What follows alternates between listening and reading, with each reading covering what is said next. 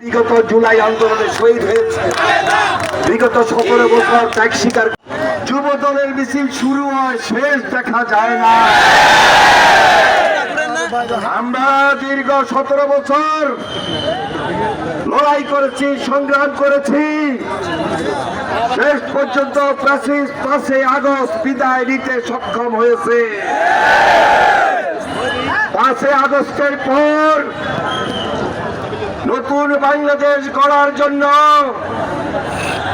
বাংলাদেশ নির্মাণে তারেক রহমান এবং খালেদা জিয়ার নেতৃত্বে গোটা দেশ, সকল রাজনৈতিক দল এবং আমরা বিএনপি মাঠে ময়দানে এক এবং ঐক্যবদ্ধ রয়েছে ইনশাআল্লাহ।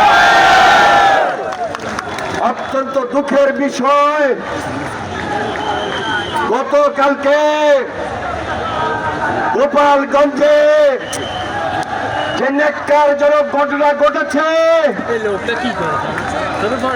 এই ফ্যাসিস্টরা কিভাবে ঢাল নিয়ে, অস্ত্র নিয়ে সাধারণ মানুষের উপর ঝাঁপিয়ে পড়তে পারে, গতকালকে আমরা তার বিমর্ষ চিত্র দেখেছি।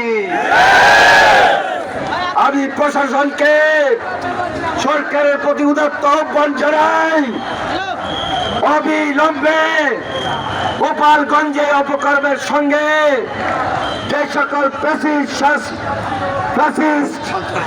সন্ত্রাসী জড়িত ছিল, অবিলম্বে তাদেরকে গ্রেপ্তার করার মধ্য দিয়ে একটি শান্তিপূর্ণ পরিস্থিতি ফিরিয়ে আনতে হবে। পাশাপাশি সকল রাজনৈতিক দলের প্রতি উদাত্ত আহ্বান, আমরা যেহেতু দায়িত্বশীল দল, আমরা আমাদের অভিজ্ঞতার আলোকে এই পরামর্শ দিতে চাই, বিগত আন্দোলন সংগ্রামে আমরা ফ্যাসিস্টের বিরুদ্ধে এক হয়ে লড়েছি। প্রত্যেকটা রাজনৈতিক দল, রাজনৈতিক ব্যক্তির কর্মসূচি নেওয়ার ক্ষেত্রে আরো বেশি সজাগ, সতর্ক এবং সতর্কতা অবলম্বন করে কর্মসূচি গ্রহণ করেই আমাদেরকে এই রাজপথে আমাদের কর্মসূচি চালিয়ে যেতে হবে। প্রত্যেকটা রাজনৈতিক দল এবং রাজনৈতিক ব্যক্তির দায়িত্ব হলো আমার ভাষা কি, আমার বক্তব্য কি, আমার কথা কি, কোন কথা কোন ক্ষেত্রে বাস্তবসম্মত, সেই কথাগুলো বলে আমি আমার রাজনীতিটা জনগণের জন্য করছি কিনা। কিন্তু আমরা লক্ষ্য করছি 5 তারিখের পর কিছু কিছু রাজনৈতিক দল এবং রাজনৈতিক ব্যক্তির বক্তব্যে আমাদের মনে কষ্ট হয়, আমাদের আবেগে আঘাত করে। যেই তারেক রহমান সকল জাতিকে, সকল রাজনৈতিক দলকে নেতৃত্ব দিয়েছেন বাংলাদেশ বিনির্মাণের জন্য, সকল রাজনৈতিক দলকে ঐক্যবদ্ধ করে আগামী দিনে বাংলাদেশকে নির্মাণ করার জন্য দেশে একটা শান্তিপূর্ণ নির্বাচনের পরিবেশ তৈরি করার মধ্য দিয়ে গণতান্ত্রিক ব্যবস্থাকে জোরদার করবেন, সেখানে আমরা লক্ষ্য করছি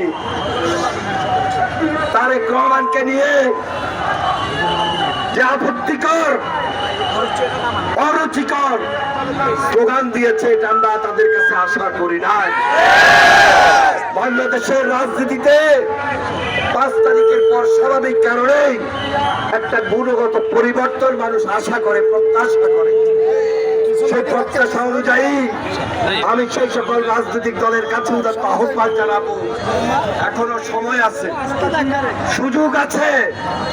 ফ্যাসিস্টের বিরুদ্ধে যেভাবে ঐক্যবদ্ধ ছিলাম, আগামী তো আমাদেরকে ঐক্যবদ্ধ থেকে এই বাংলাদেশকে সেই জায়গায় দিয়ে যেতে হবে যেখানে গণতন্ত্র যেখানে বাংলাদেশের মানুষ একটা স্বাভাবিক পরিবেশ পায়, স্বাভাবিকভাবে রাজনীতি করতে পারে এবং এই দেশে হাসিনার বিচার, সংস্কার এবং নির্বাচন করার মধ্য দিয়ে মানুষের মুখে হাসি ফোটাতে পারে।